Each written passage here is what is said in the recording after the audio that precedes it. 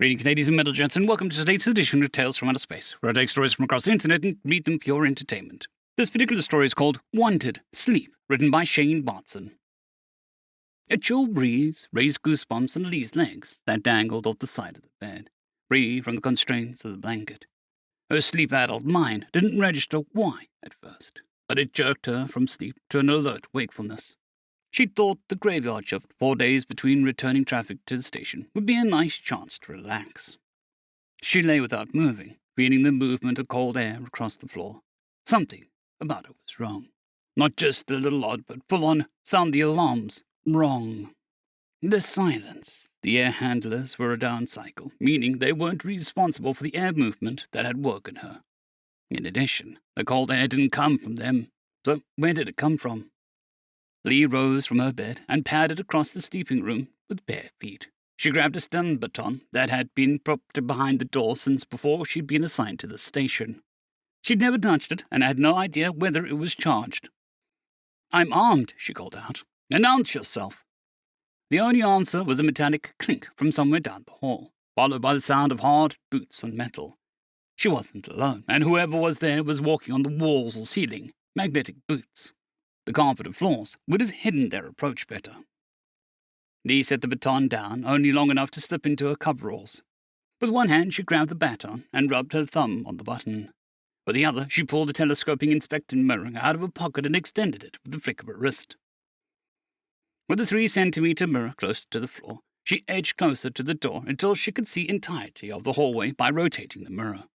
To the one side, a creature hung from the ceiling, holding a wire noose. The other direction showed 3 more of them moving slow, quiet steps towards a door. They were tall, thin, despite their bulky suits, and 4 arms and 2 relatively short legs. Trucian, she realized, and most likely draft dodgers and deserters. They had been losing badly in their war against Alcala. The one on the ceiling appeared to be struggling to keep itself up and hidden. The air handler cycled on, warm air rushing through the station. The intruders froze, startled by the sudden noise and wind. Lee took advantage of the momentary confusion. She ran across the hallway to the command room and sealed the blast door behind herself. She checked the docking ring monitors. They had somehow managed to dock a mid-bulk cargo ship to the innermost docking ring without setting off alarms or notifications. The ship reported as Arcalan, which Lee took to mean it was stolen. Lee hit the emergency override on the console. She locked the docking clamps on the ship and sent out an automated distress call on the emergency FTL comms band. The intruders had gathered around the door, as she saw on the video feed.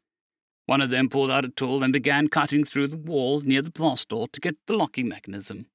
But she thought they may as well have the door open before any help arrived. Switching through the cameras in the station, she found another half-dozen Trucians, busily looting anything not nailed down. Determined to slow them down, Lee sat down in the ring control system. Stopping the rotation would remove gravity, but they had magnetic boots, so that wouldn't do much. If she sped it up, though. The station was built to maintain a rotation of up to 2.7 Earth gravities for up to 48 hours. It hadn't seemed all that important when she read it in the training manual before taking the graveyard shift, but the information came in handy now. She turned up the spin, the rockets that controlled it ramping up in turn. She felt the lateral acceleration and increase in the centrifugal force, pushing her down in a chair. Once the station reached 2 Earth gravities, Lee set it to maintain that level. The intruders were all on the floor, struggling to crawl back to their ship. Not that it would do them any good, as the station had the ship locked down tight. Lee stood up in the high gravity. She felt as though she was wrapped in lead.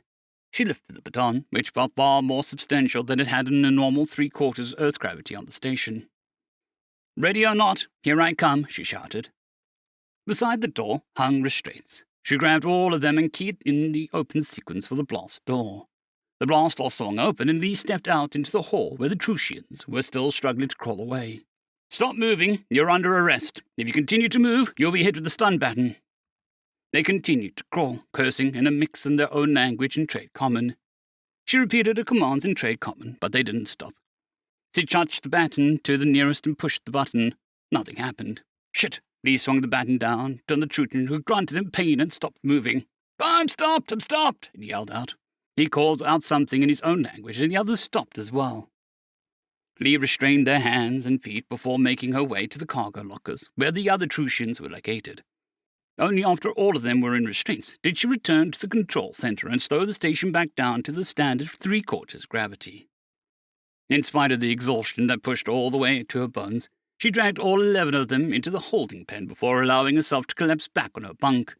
The intruders were all too tired and too restrained to fight back. Lee was almost asleep when the docking notice sounded. She pushed the comm button by her head. "Tacky station. This is Captain Seivert, Sol Interdiction Unit 17, request docking at Inner Bay 4. Roger, SIU 17. The auto-docking sequence will pick you up on approach." Lee got up from the bunk and padded back across the hall to the command center. The intruders had done a fair bit of damage while cutting into the wall. She'd have to write that up. "Tacky station, we're docking now. Can you reduce gravity to 1/2 Earth? We have guests." Reducing spin rate, Lee ran autopilot to slow down the station. She waited for the officers by the holding pen. 3 human anti-piracy officers and 2 Occalan military police officers approached. "We're here helping these guys track down the stolen military transport and lost sight of it in this area," Sievert said. "Figured it would probably be our target when we got the automated call. Who was driving?" Lee turned on the lights in the pen, allowing them to see the tied-up Trucians. "These your guys? They were probably going to strip the station once they got me out of the way." One of the Arcalan officers said something in their own language. Sievert sucked in his teeth. "Awkward." "What?" Lee said. "They want to arrest the Trucians as POWs since they stole a military vessel. But SIU rules say we have to ship any arrestees to Sol Station or a human station to Sol for trial." Lee groaned. "Does that mean that you guys aren't going to get them out of here and tow the ship away?" "Afraid so. This is a crime scene and about to turn into a political circus." He turned back to the Ocalans, and they argued for a bit before they turned around and headed back to the interdiction ship. "Officer Philby, and that's Officer Kurtz," one of the officers said. She looked around at the silent halls. "We're going to be here for a few days. Any place good to eat?" "No, everything's closed for 3 more days. Graveyard." "Ouch," Philby said. "Who did you piss off to get this shift?" "No one," they said. "I was hoping to get some solid sleep for a change." "Looks like that's out of the question," Sievert said. "How did you manage to get them all wrapped up in their armor?"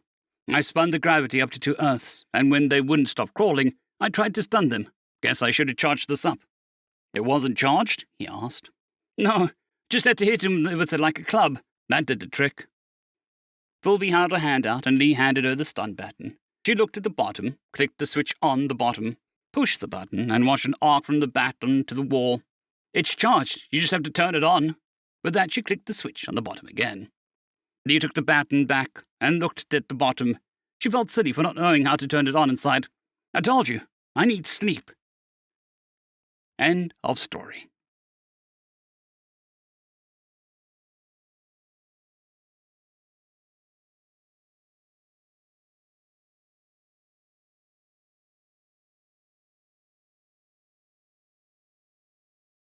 I'd greatly like to thank our Tier 5 channel members, Caspar Arnholtz, John Creighton, Manatharia, 050, Dragzoon WRE, and Elijah Silvercross. Thank you very much.